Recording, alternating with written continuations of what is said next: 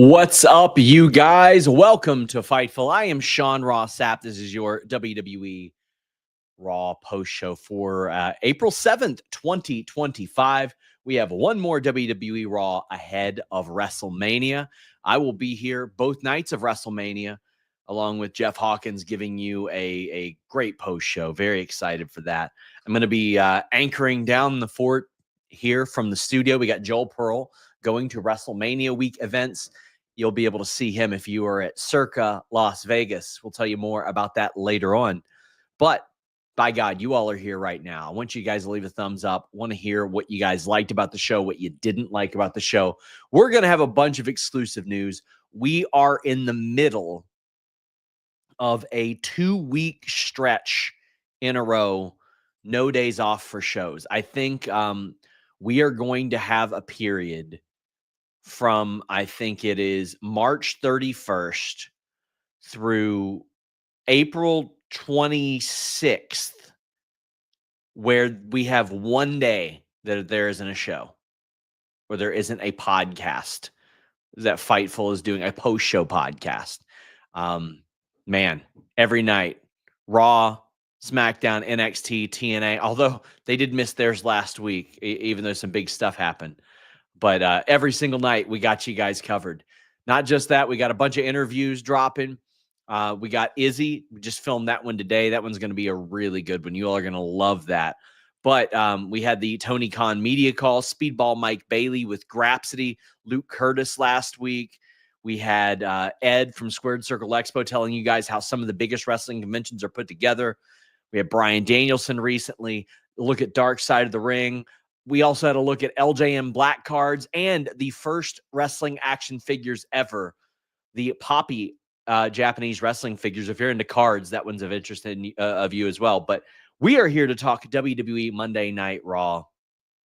Let's go ahead and get into it. I want to thank our moderator, Luis, for gathering these super chats and humper chats for this show, which honestly I thought was a pretty good show. It wasn't like a loaded show or anything. You know what I mean? There was no Cena. There was no Cody. There was no Roman. A lot of people that hadn't been on or in person for these last couple of shows. And we got the unfortunate news the other day that Kevin Owens sidelined with a neck injury. And you hate to see that, man. I mean, that takes a big part away from WWE. And we'd certainly wish him the best. But Sami Zayn hasn't been around lately either. That's interesting. No Logan Paul tonight. We'll be okay. We'll be okay. But a lot of other people there at WWE Monday Night Raw tonight. We had our scoops thread up on FightfulSelect.com. How about this? Do you have $5.99 right now? Would you like to invest that $5.99 and turn it into $0, but have wrestling scoops for a month? Well, then FightfulSelect.com is for you. A plethora of wrestling scoops. Quite frankly, the most aggregated wrestling podcast in existence is the Q&A show that I drop every single Monday. We did that today, over 45 minutes, answering your questions. There is not a more accessible wrestling news outlet out there than FightfulSelect.com. I hung out over there in the Raw live chat tonight as well. That was a great time. I'm trying to go over there every time that I'm covering one of these live shows. And it's been really great talking with you guys. But FightfulSelect.com, listen, it's going to be stacked heading into Mania. Every single day, probably at least 2 stories, exclusive stories that you guys can keep your eyes on. But we have KE775 says, normally try to be positive, but the build of this WrestleMania has not been good at all on either show, with the exception of Naomi and Jade. I think it's been hit or miss, and there have been some spots that do hit really well, and then there will be weeks where it just goes without hitting real well. I think that Gunther and Jey Uso have peaked over the last couple of weeks. I think they really have, and we'll talk about that a little bit later on. But we do have a super chat related to a Fightful Select story. Sorry if missed. Have things changed with Cobb? Nope. Be patient on that one. Time will be very kind to us on that. But I look at that, the Naomi and Jade one. Naomi's killing it. I like the proceed with caution catchphrase that she's got going on. Really, really like that. But I think that they've done a phenomenal job there. And I think WrestleMania is going to be a fun wrestling card. I'm wondering how WrestleMania looks as they try to wedge celebrities in. Because listen, it's always going to be a thing that they sort of do. But Jesus Christ, man, in this era, especially with what we saw tonight, oh boy. Oh boy. Not thinking it's going to be too hot in that regard. The pacing might be bad. Are there any internal conversations about the lack of black male singles talent on the main roster and PLEs? It's glaring at this point. There was some internal conversation when it got brought up prior, like a few months ago. There was some internal conversation, and then you saw them quickly try to rectify it. But it's like I don't buy the, oh well, it's who deserves it and blah blah. You script the show. You decide who within the context of the program deserves it or not. So absolutely not. Absolutely, like I haven't heard of any heavy discussion about it or anything like that. But it's something that I'm constantly asking about. Something that I'm constantly asking about. Ahead of us getting into this review, check out our great friends at NordVPN. If you aren't watching wrestling with NordVPN.com/Fightful, you are not watching wrestling in the best way. I know times are tough. Money is tight. NordVPN.com/Fightful can eliminate your cable bill if you just watch wrestling. You can watch Raw, SmackDown, NXT, and PLEs on Netflix by changing your virtual location with just one click. You can watch pay-per-views at a much more affordable price when you change that virtual location and get the prices they're getting overseas. In addition, all the wonderful features that we haven't even mentioned. But right now, you save big. 4 extra months free and a 30-day money-back guarantee when you use NordVPN.com/Fightful. By the end of this subscription, you're going to be saving money. NordVPN.com/Fightful. Just cancel your cable at this point. Listen, a lot of our audience got to watch SmackDown as it aired in the UK because of NordVPN. I'll tell you what I loved. In our Raw live chat on Discord, everybody you could tell was watching the NordVPN version overseas of WWE Raw tonight as well. But let's jump into Raw. Adam Pearce comes out and addresses the women's world title picture with Io Sky, Rhea Ripley, Bianca Belair. I mean, I've always thought that Bianca Belair was a complete package, but the way that she has stepped up her promo game in recent weeks has been next level. And what I like about what Bianca has done is it's sort of retconned a little bit of the pettiness that Rhea Ripley, her character, has exhibited throughout this. And I think that's something they needed to do because the way they got here didn't really look good for anybody but Io. And then Bianca kind of went with the flow and really started to cut these just like really aggressive promos towards people. Because for a lot of the time, she'd just be like, go with the flow. Yeah, sure, whatever. And she's not happy about how all this unfolded. At this point, she doesn't care that Rhea Ripley is in the match. Like she wants Rhea Ripley in the match, but also she's not happy that it took all this to get here. You know what I mean? Like it's really shining through in her work. Like her promo work here tonight was so good. Io Sky continues to be completely ignored. And she does a springboard drop kick onto Rhea. And at the time, I was like, oh my God, is Rhea going to make it to this match? Like fractured orbital, broken nose, whatever. The people that I spoke to backstage, and I had mentioned this on my Twitter subscriptions and in the Discord, that it was largely it looked like she was all right, in good spirits, all that good stuff. But it was something that a lot of people went, oh, shit, is she okay? But, tough woman. I'm digging the build to this. It's just there have been a couple missteps here and there that I do think they could have done a little bit better. Don't think they could have done much better with Lyra, Valkyria, and Bayley. Whew. This is what you need out of the Intercontinental Championship. 2 wrestlers going in there and wrestling and giving everything they could. Now, what I am going to say is Bayley getting this shot doesn't make any sense. Because her last match was a month ago where she lost a top contendership match to Raquel Rodriguez for the IC title. Her last match before that, Elimination Chamber, another top contendership match for a title. Her match before that, title shot, NXT, Fatal 4-Way, didn't win it. NXT, Cora Jade beat Bayley. You have to go back to February, and they mentioned this in the match. Bayley hadn't won a match in 2 months. And immediately when I heard that, I go, well, why is she in a title match then?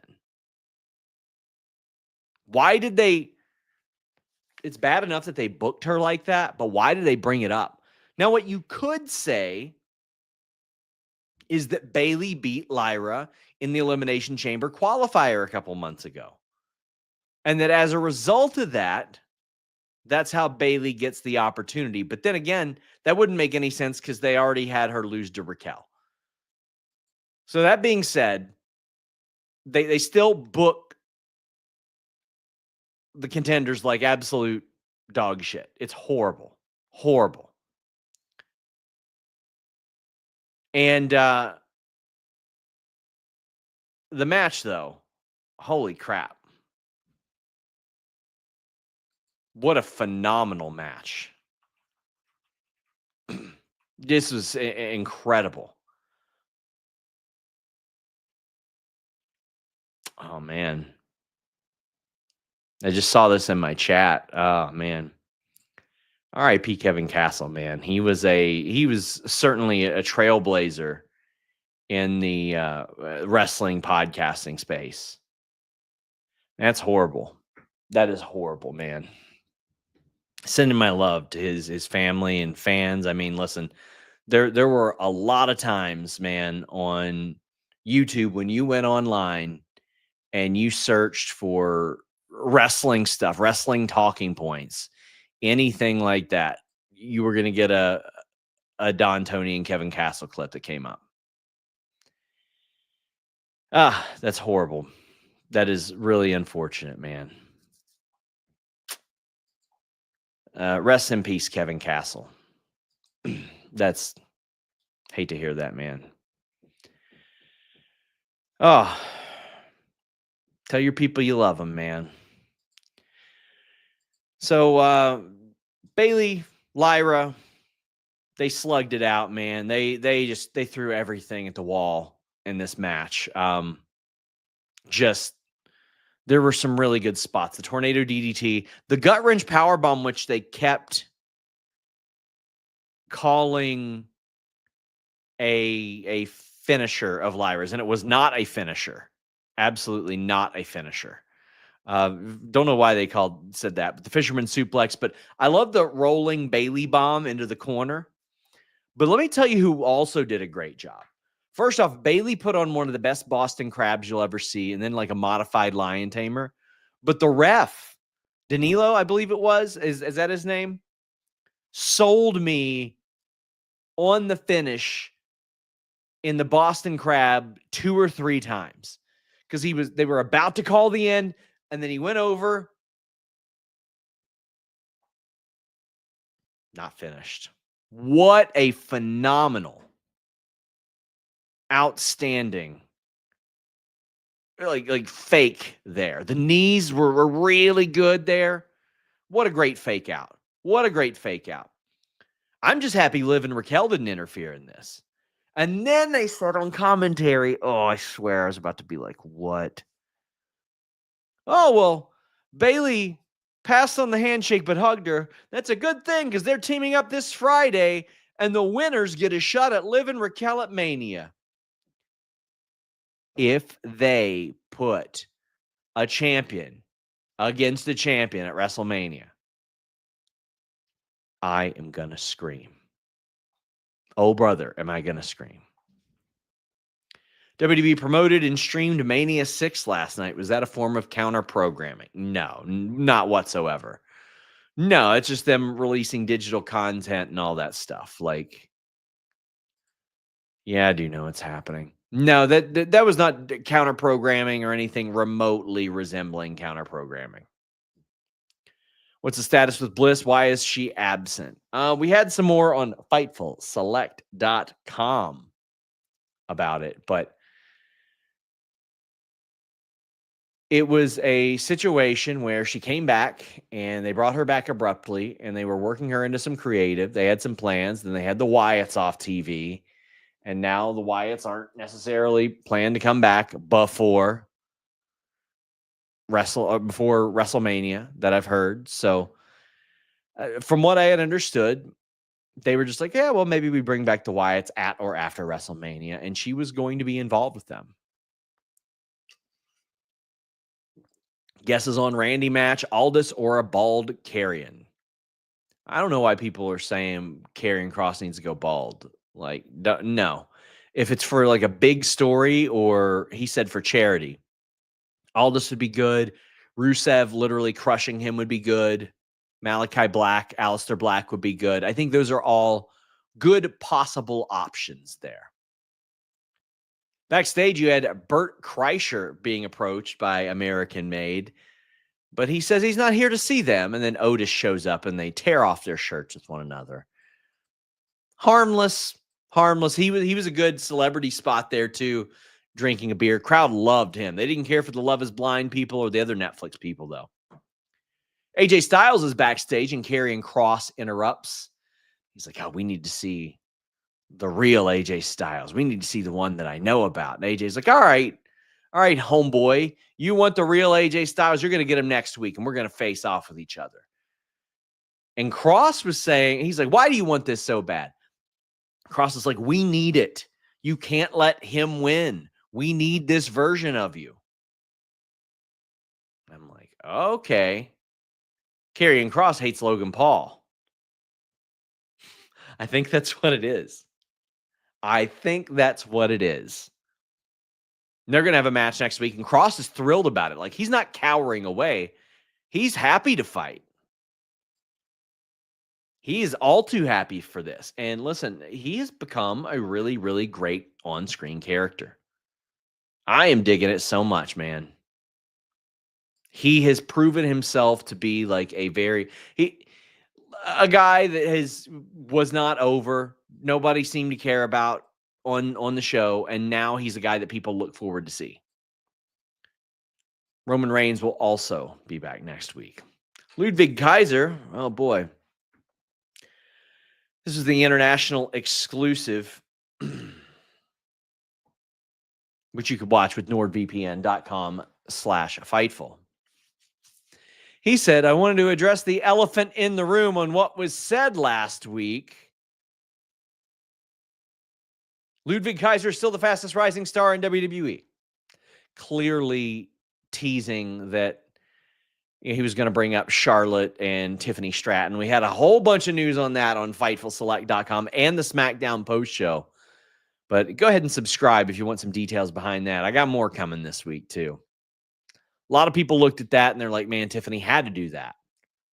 I was like, yeah, okay. But whatever they ended up doing was not what was planned. What a mess that was. It was rough, bro. It was rough. And Ludwig Kaiser says there are going to be consequences for him not having a WrestleMania match. Let's talk about this damn trios match because it ruled, man. So it was El Grande Americano, an American made trying to convince everybody that it's not Chad Gable. Chad's not out there. And there were, this is Gable. No, it's not chants. What I admire is the fact that El Grande Americano is working like lucha style. He wanted he wanted to switch up his style for this, and he did, and it worked. This was incredibly paced. And listen, the Creeds are going to be able to hold it together as a team with the LWO. They're going to work this high speed, high fast paced rather type of match, and they were there the whole time. And they're phenomenal bases for LWO flying everywhere. That triple tope con hilo. There was that spot. What would you all call that? It was like a doomsday Spanish fly on Grande Americano. I can't believe I'm calling him by that name. On Grande.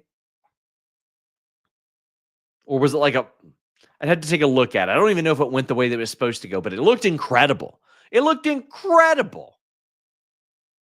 It was fantastic. Ivy Niles slips Grande a plate and diving headbutt gets the win. Listen, I don't need to see a diving headbutt ever again. Oh, Grande reversed it into a belly to belly. Okay. Whatever it was, it looked breathtaking. Thank you, NG Wood. But it looked incredible. I couldn't tell what the hell happened. I just know I was visually stimulated from what we saw. And again, I don't want to see diving headbutts. First off, it's not a convincing move. Don't care for it. But also, the ramifications that often emanate from such a thing. That Cruz del Toro corkscrew to the outside. Damn, man. What a move. And this is interesting because a lot of the supporting cast that helped build up this feud are not going to be on WrestleMania. But you're going to have Ray, who said he didn't want Gable. He wanted Grande Americano. I would have loved if Adam Pearce was like, well, I'm sure Gable will be disappointed to hear that, but okay. Luis brings up the Escalera tope from Joaquin off of Julius and Cruz's back. This was a kick-ass match. This is a go-out-of-your-way-to-see match right here. This is one I think everybody should have watched on this show, and it's one of those that you look at and you're like, okay, why not build up some contenders by doing some matches like that underneath? Can we not do that? Because El Grande Americano gets the win here. The Creed sure could use a win one of these days. The Creeds could stand to pick up a win. So could LWO. Even if you show me a 5-second clip and say, oh, they won on main event last week. Like, do something. Show me that they matter. That's what I want to see. Get in those super chats. Get in those humper chats, my friend. Big week on Fightful today. We had Grapsody reviewing Dynasty this afternoon. We've got Steph DeLander on Tuesday talking about TNA, Gail Kim's departure, PCO smashing the title belt, how she felt about it, her new book, all kinds of good stuff. I believe Wednesday we're going to drop the new Fightful Presents video looking at Sonny Siaki, former WCW, TNA, and WWE developmental talent who sacrificed his career to save a life. And then on Thursday or Friday, I think probably Thursday, we'll have an interview with a pretty prominent New Japan talent ahead of Windy City Riot. Then on Sunday, it looks like we'll have Izzy Moreno, the 2024 Fightful Rookie of the Year. It was a wonderful conversation I had with her today. So proud of her. So proud of that kid. Lots of stuff here on youtube.com/Fightful. And also, I encourage you guys, check out our other social media platforms. TikTok, Instagram, Facebook. We're using them way more. We're about to sign a deal with TikTok. Going to have some cool stuff over there.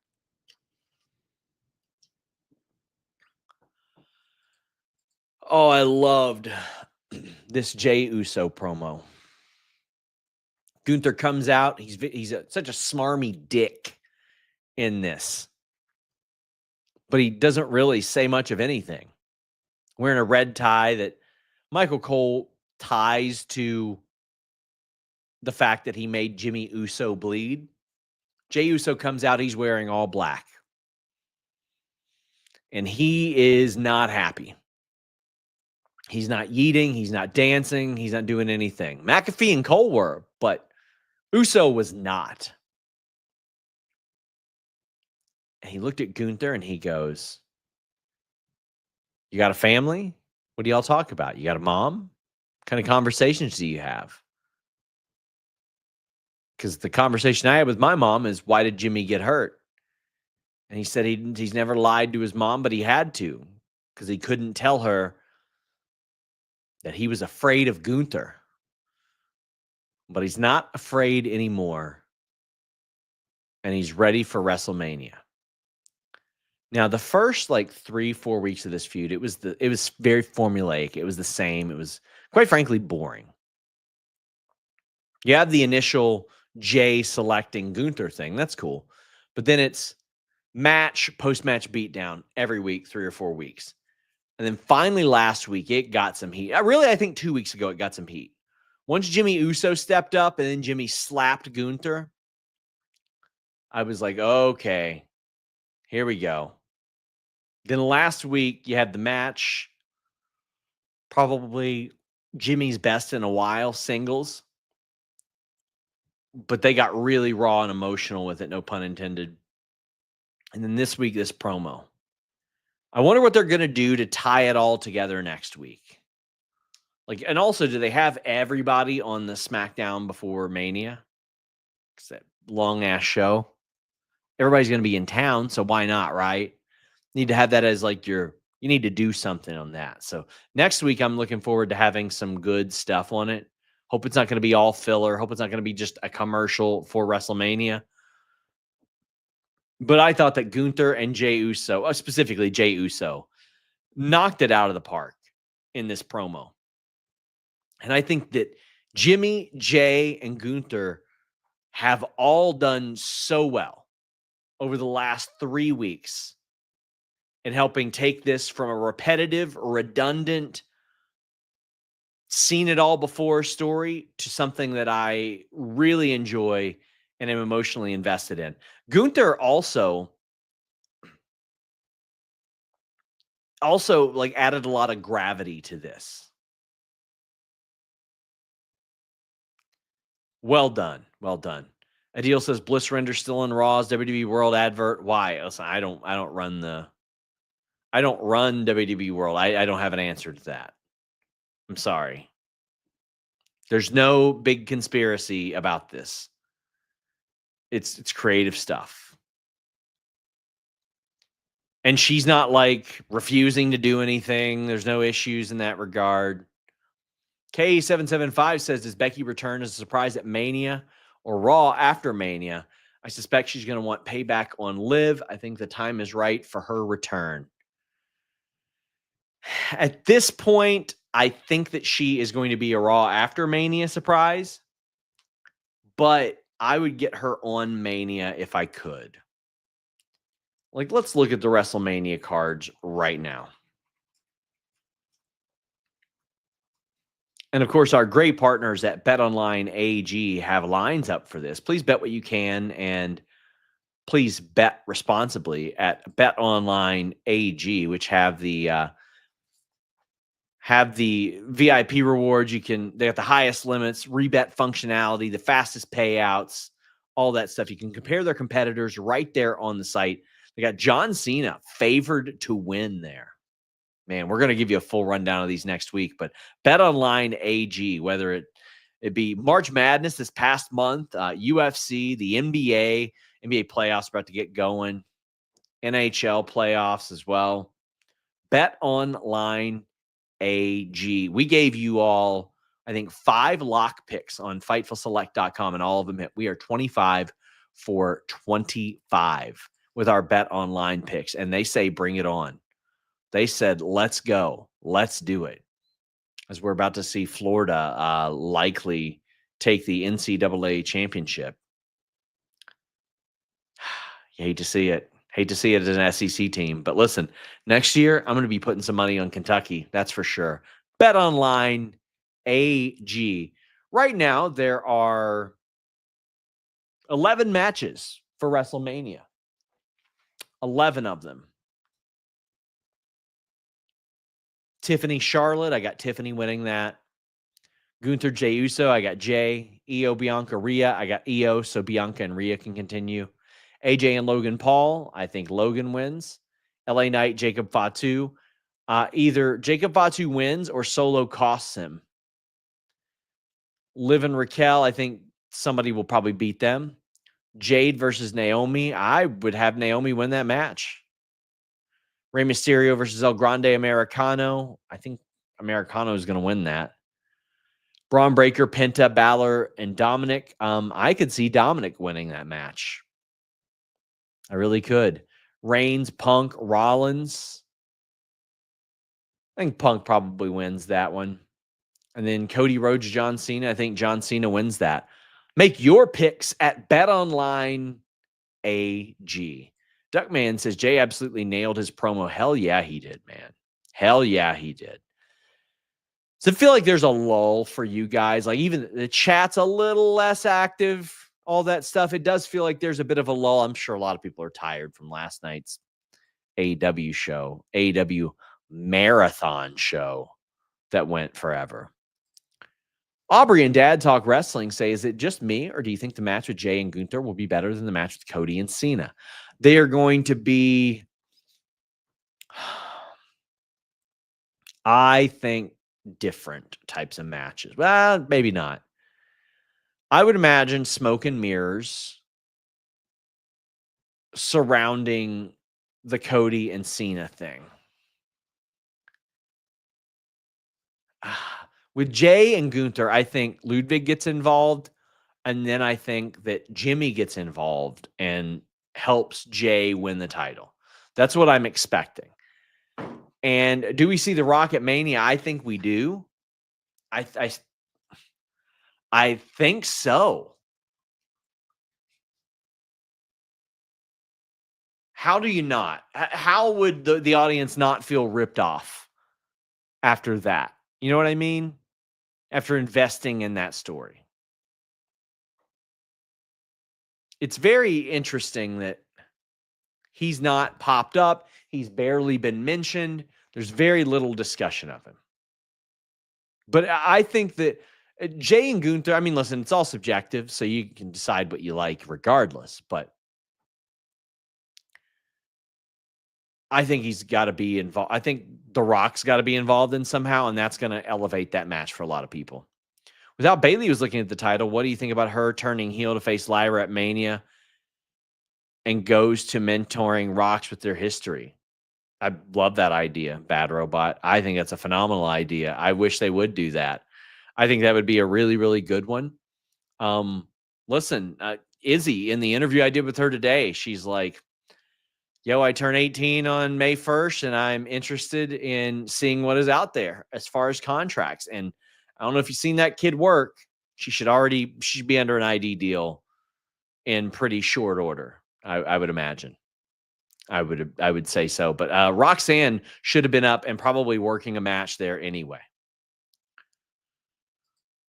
Rafael Garcia says, is it just me, or has wrestling been weird of late? Not entirely sure, but to my recollection, it was the first time EO stood tall at the end of a 3-person segment, and they're billing a guy from a body of water. Why am I watching a fish man?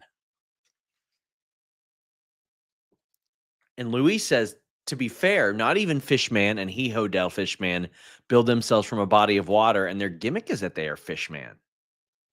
Huh. Are there any other mermaid characters out there? Are there any other like Aquaman characters that I missed? Shark Boy. Where was Shark Boy billed from? I'm gonna look. I think it was just Cincinnati. I think they just billed him from Cincinnati. How was he able to date no? No, he's billed from 20,000 Leagues Under the Sea and the Deep Blue Sea. So there we go. Yeah, he was like from Dayton and Cincy. He was from my area. Man. Tim Traver, good friend of the Diecast Collective, says, my best friend and I not going to Backlash in St. Louis. The ticket's too high for us. We're going to watch it from home. Tim, you are in a situation that many, many wrestling fans are in right now. And that is effectively, if not only being priced out, being like, you know what? Not doing that. And I think that has disenfranchised an awful lot of longtime wrestling fans that, you know, we're loyal to pro wrestling. And Tim, I know you are a fan that certainly has been loyal, not just to wrestling, but to us over years. And the tickets are insane. It's insane. And I just feel bad for people that have stuck with WWE through their highs and lows and now do not get to enjoy their highs in person. War Raiders lost to New Day via DQ as New Day tried to get a chair involved. Good action while it happened. Shitty finish. They'll run it back at WrestleMania. And listen, the crowd will be hot for New Day there. But, like, they have got to put something better creatively in here. Now, what I would do is have New Day come to the aid of the War Raiders. Or sorry, have Big E come to the aid of the War Raiders because they both had severe neck injuries like him. Kofi and Xavier need to cut promos about their necks. Say, we're going to do to you exactly what happened to Big E. And hear me out. Maybe Big E should turn as well. I don't know. I think it would kind of undo the great promo that New Day did. Wish we could undo Tony Hinchcliffe on commentary. Like, listen, I already hate the inflammatory things he says. I've heard some of his stand-up. Like, he's got some funny stand-up stuff. Him on commentary was not good. FightfulSelect.com broke the news that he would be on commentary. It was bad. He was trying to tell jokes like, oh, the first match that Michael Cole called was David versus Goliath. He was trying to heel, saying that Big E was dead weight and all that stuff. It wasn't good. Stand-up comedians are rarely good on commentary. Wrestling fans are way smarter than given credit for. Like, the joke doesn't need to be, here's the joke. I'll give you guys an example. I was in Las Vegas where I checked out Circa Las Vegas, which is where Joel Pearl's staying. Check out their incredible Circa Las Vegas events and Circa Mania events. Chris Van Vliet busted open. Also, a number of other things. They got cabanas you can rent to watch WrestleMania in. Great stuff at Circa Mania. But while I was there, I went to Meow Wolf Omega Mart, and our tour guide, wonderful gentleman, but he explained every subtle joke. And I was like, that takes the enjoyment out of it. This was beat over our head, and it just wasn't good. Wasn't good. Baden says, love the show. Is Orton working Mania? I would be surprised if he doesn't work Mania. Like, maybe Sammy, I don't know if Sammy's hurt or anything like that. Sammy, Rusev, maybe Aleister Black could show up again. I think that would be the way to go. So the only thing stiffer than Michael Cole is Big E's neck. That's a line that Hinchcliffe said. Well, that's not true. Could be stiff as something else when you use Blue Chew in the code FIGHTFUL. Backstage, we got the Judgment Day promo, and Liv's like, you know what?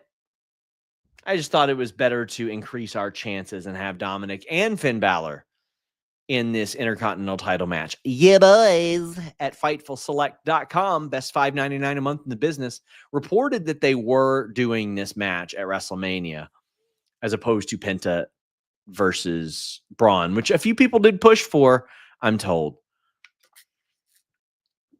But you got this promo, and Finn right now is playing nice. He and Dom are like, all right, we'll see how it goes. And then Penta beat Dom, which he should. But listen, all due respect to Penta and Dom. Penta is killing it in WWE. He's doing great. He's wonderful. Dominik is, again, I think has exceeded expectations, wildest expectations. But goddamn, this Bron Breaker spear was one of the filthiest things you will ever see. Carlito rolls out of the ring. People say, why is Carlito there? For stuff like this, my friend. Oh, Bron Breaker, that boy was getting it going down that aisle. Oh, I could not imagine the fear that would exist in my heart watching Bron Breaker. And listen, I want to say this. Bron Breaker took incredible care of Carlito on this spot as well. But he launches himself into midair. Bam, cracks, and does a flip. Now, for years, we have seen a lot of wrestlers do the flipping spear. And I have never seen one look good. I don't like the flipping, rolling spear. I think the spear is one of the most overused moves in wrestling. This was one of the most insane spears I have ever seen in my entire life. I'd put this up there with Nunzio at the Royal Rumble 04. I put it up there with that. Whew. What a disgusting spear. Then he went in and hit Dominik and Penta with one as well. You got Finn trying to run in, and he stopped in his tracks. Sorry, I hit my mic there. Bron Breaker, man. I would have him lose the title at WrestleMania without getting pinned. And then I will have him immediately go for the world title, whether it's Gunther or Jey. Bron Breaker is so beyond ready as a top guy. And you have Penta right there, ready to be this new Intercontinental Champion. And if not Penta, Dominik is ready too. And if not Dominik, Finn Balor can slide in and continue feuding with those two. Really dug this. Lord Zeiker sent a humper chat and said, % chance of Finn winning at Mania. Well, 25%. I honestly, I would put his chances of winning probably third. I think the order of chance is Dominik, Penta, Finn, Braun. And the reason I think that is Dominik pins Finn based on something that Braun and Penta do. And those two, that way Penta and Braun don't take pins. Dominik picks up the win, and Finn is livid. That's what I expect. Bad Robot says Braun's match can't be the same night as Jey. Sorry. So I know there have been like some unofficial reports, but here's how I'm looking at the WrestleMania card. We know Rollins, Cena, Punk is night one. Rollins, Punk, Reigns is night one. Cody, Cena, night two. Here's what I assume. Because one triple threat match is night one, I assume the women's triple threat goes night two. Because the world title match for the men is on night one or night two. God, I am so confused right now. I'm gonna reset this. Reigns, Punk, Rollins, night one. That means to me, hunch, women's world title, triple threat is night two. Which would mean that Charlotte and Tiffany, night one. John Cena, Cody Rhodes, they're night two. So I would assume that Gunther, Jey, night one. I would also assume I would assume that the men's US title and the IC title opposite nights. So those are going to be split up as well. So we can probably hope for Bron Breaker, Penta, and so on and so forth, night two.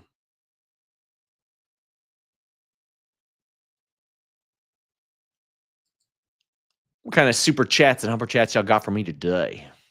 Jake from the Windy City says, are we forgetting Heyman healing on Punk in 2013? Yeah, a little bit. Time heals all wounds in that situation. And 9 years, almost 10 years away, they kind of let that one go. So Heyman comes out and Rollins interrupts him. And Rollins going heavy heel here. Rollins is like, you're just ruining it. You're complicating things. You're screwing up everything. I don't want them to have excuses. I don't want somebody in his corner that's supposed to be in his corner. I don't want that. He's like, what I want is you to get out of the way. That way, there are no excuses. And then he goes, well, maybe I'll just get you out of my way. Now, my question is, what took Punk so long? We saw him there talking to Bert Kreischer this afternoon. At what other point was he going to come out on this show? Was he leaving right before Paul Heyman went out there? You know how this works. It didn't make any sense for them to wait this long. But I did love that Heyman gave it back to Rollins and was like, don't put your hands on me. And Rollins did lean very heelish, as did Roman Reigns on Friday. Now, if you watch the Friday post SmackDown show that I popped up on, I said that Roman Reigns was never a real babyface. He simply went away and there were less likable people that he was facing. He didn't do anything to turn babyface. Other people were just jerks to him. And then he got a few baby faces to help him, many of which included his family. And another one included Paul Heyman having to promise a favor to CM Punk, which, as we now know, is Punk having Heyman in his corner.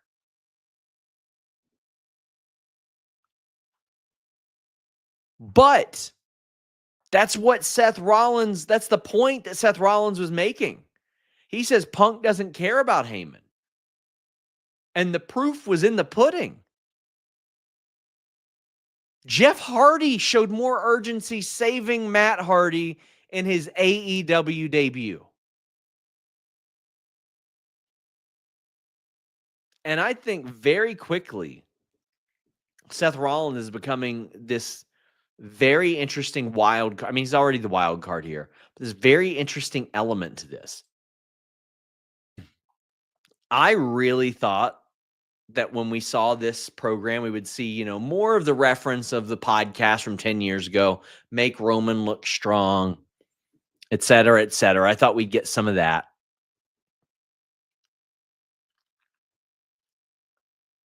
But I could see, Miguel says, I feel like Seth and Heyman promo made me believe Seth is winning and Heyman is walking out of Mania next to him. That would be very interesting. I would be very into that because it's categorically different. Categorically different.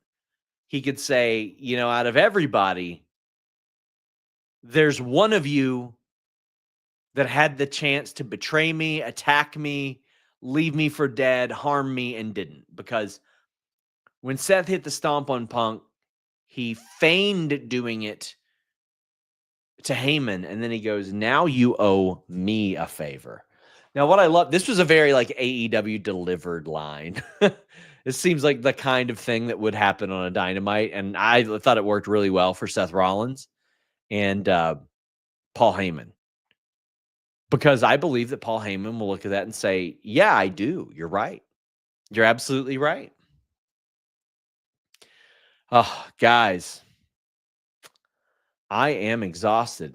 Hope you guys enjoyed this show tonight. I am hopefully going to get a little bit of sleep. Didn't sleep much last night, but I'm back over on FightfulSelect.com tomorrow. I have got so many stories to write up for FightfulSelect.com. You guys are going to love it. Joseph Morris says, bold prediction for the 2026 Rumble. Liv wins, last eliminating Rhea as a callback to the Rumble. You wish, Joseph Morris. I hope Liv catches fire in a singles perspective. Because I know that she's got a lot of fans that feel like she was done dirty by carrying a lot of the stuff this year. When Becky went away, when Rhea got hurt, she was carrying a lot of the show, and they felt like she was kind of left by the wayside. And I understand that. In the weeds run-ins this week. Maybe not. My wife has the week off, so spending a lot of time there. Demon Diva, great to see you. Love how everyone is ignoring the fact that Paul Heyman is notorious for not paying back. Demon Diva, you know what Seth Rollins could have done? He could have taken a bite out of Paul Heyman's arm and tried to make him eat it like Shauna. You know what, Demon Diva, I'll share my thoughts on Shauna with you in person from Yellow Jackets. Please check out, if you are into this show, Yellow Jackets, check out Demon Diva's very successful Yellow Jackets Buzz show with another friend of Fightful, Glenn Rubenstein, who wonderful gentleman, the man behind the Blue Chew sponsorship, just an incredible fella. But their show was so good. I just watched it because I like them. And I was like, okay, I've got to watch this TV show. Me and my wife love it. It's fantastic. Guys, I appreciate you all. I appreciate our moderator, Luis. As always, check out Fightful.com. I feel like I don't promote the fact that we have a functioning wrestling news website. Here's a little behind-the-scenes news. We are going to be migrating that soon to a different sort of back-end platform. It's going to have a new little look, all that stuff. We're going to be stepping things up. Very excited, guys. Until next time, we're out.